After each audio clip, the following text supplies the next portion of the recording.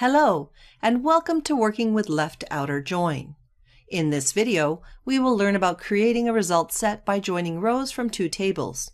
At the end of this lesson, you will be able to explain the syntax of the left outer join operator and interpret the result set. A join combines the rows from two or more tables based on a relationship between certain columns in these tables. There are two types of table joins, inner join and outer join. An outer join is a specialized form of join, and there are three types of outer join: left outer join, right outer join, and full outer join. This video explains left outer join, or simply called left join. Looking at the diagram, the terms left and right refer to the table on the left-hand side and the right-hand side of the diagram.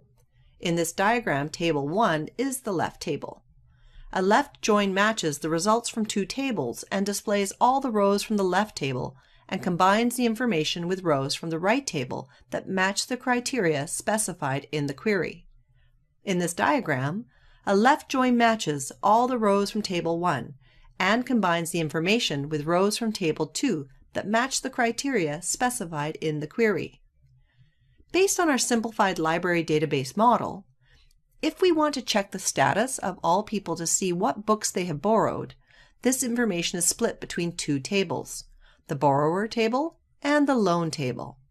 So we need to identify the relationship between the two tables.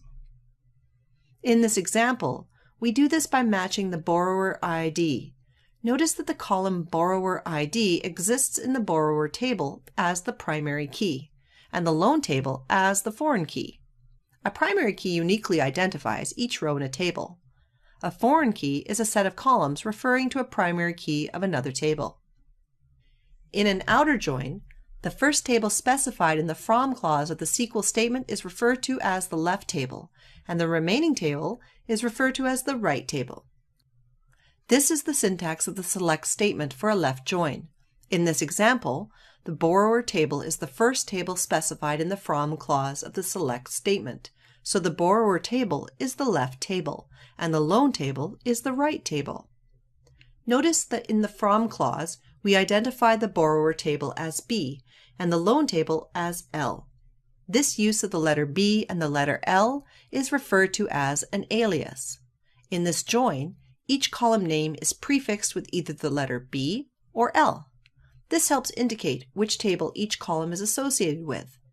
Using an alias is much easier than prefixing each column name with the whole table name. In the from clause, borrower is listed on the left-hand side of the join operator.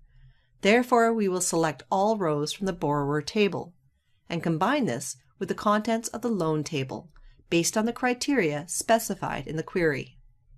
In this example, the criteria is the borrower ID column. For a left join, we will select the following columns from the borrower table: borrower ID, last name, and country. And we will also select the following columns from the loan table: borrower ID and loan date. The left join selects each borrower ID in the borrower table and displays the loan date from the loan table.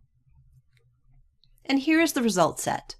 The result set shows each borrower ID from the borrower table and the loan date for that borrower.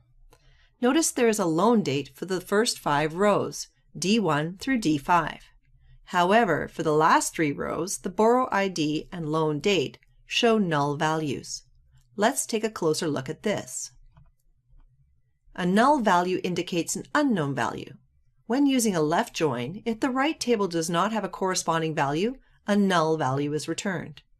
In this example, borrowers Peters, Lee, and Wong, whose borrower IDs are D8, D6, and D7, have never taken a book out on loan.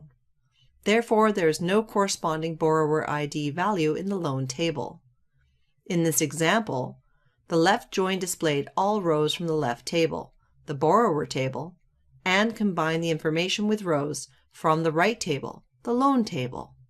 The borrower table contained rows for borrower ID, D8, D6, and D7.